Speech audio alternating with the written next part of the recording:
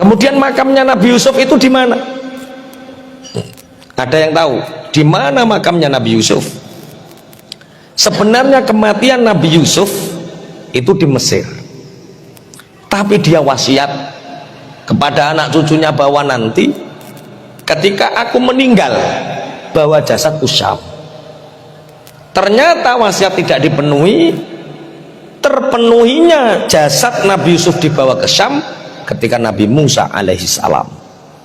Jadi Nabi Musa itu ketika beliau diperintahkan oleh Allah untuk membawa jasad Nabi Yusuf, Nabi Musa bertanya, di mana, siapa yang tahu?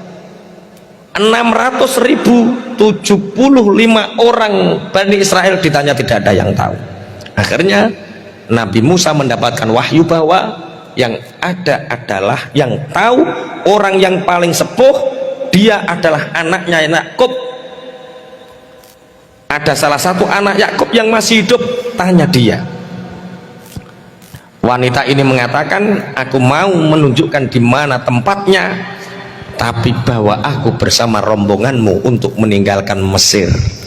Akhirnya baik, akhirnya ditunjukkan makamnya, digali kuburnya, dibawa jasad Nabi Yusuf ini menuju ke Syam.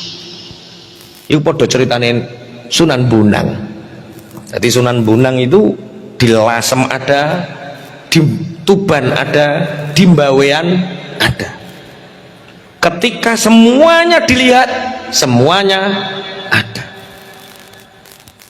Makanya kita sering walanal ma'la wa khaifu mina fa'laman hadza wa kun wa kuni walanal ma'la wa khaifu mina fa'laman hadza wa kun wa kuni. Ada satu sirah, dimanapun fisikmu berada, maka itu tidak mempengaruhi ruhmu ketika mendapatkan rahmat atau sisa atau siksa. Ada orang yang hafid Quran, saat itu belum ada percetakan seperti sekarang. Dia ingin menuliskan awal sampai akhir, dia ingin menuliskan awal sampai akhir. Al-Quran ditulis, dibaca, ditulis, dibaca sampai akhir. Anaknya selalu mendengar. Karena ini orang Turki, doanya, ya Allah, ketika aku meninggal, semoga engkau menempatkan aku di Ma'la, makam Ma'la, Jannatul Ma'la. Ma'la itu yang sekarang ada Sayyidah Khadijah, Ma'la itu yang sekarang ada Sayyid Muhammad, Sayyid Abbas, Mbah Mun, Mbah Yai Munawir Muslih Tanggir, semua dimakamkan di Ma'la, namanya Jannatul Ma'la. Semoga nanti kita berziarah ke sana.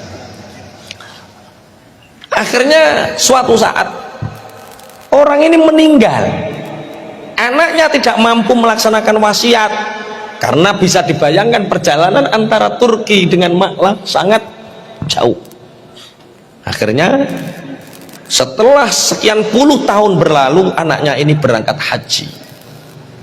Dia melihat pasar, dulu di Mekah itu ada pasar Seng, ada pasar ini dilihat, ada orang menjual Quran yang ini persis dengan tulisan bapaknya.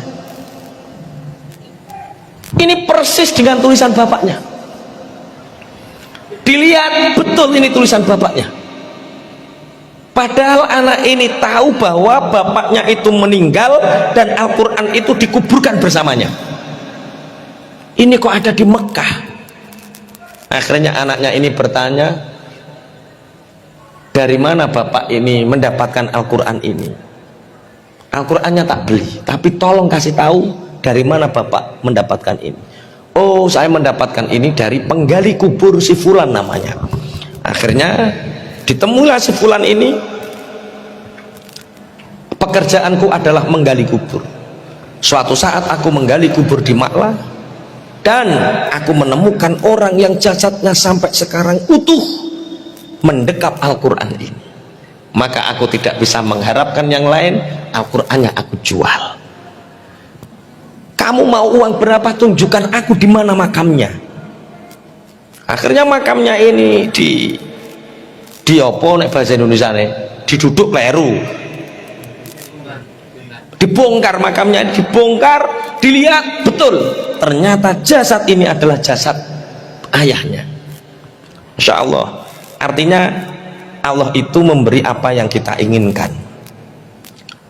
Kalau kita kembali ingin ziarah, ketemunya makam, bukan orang belonteng. Kalau kita ke Mekah inginnya pelacur, dapatnya pelacur. Ada dua sahabat, yang satu Mekah itu aneh. Kenapa? Bukan Mekah, Arab Saudi itu aneh. Kenapa? Ternyata di Arab Saudi banyak pelacur. Yang satunya, saya ke Amerika itu tidak menemukan kecuali orang yang beribadah kepada Allah. Di sana ahlinya orang berzikir, orang Amerika. Enggak ada orang mabuk, enggak ada orang berzina, tidak, saya enggak menemukannya.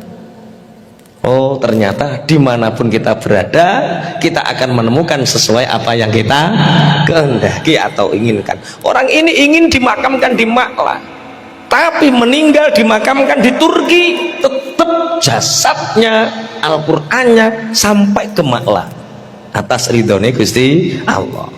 Bismillahirrahmanirrahim. Akhirnya tersampaikanlah jasad Nabi Yusuf ini sampai kepada negara Syam.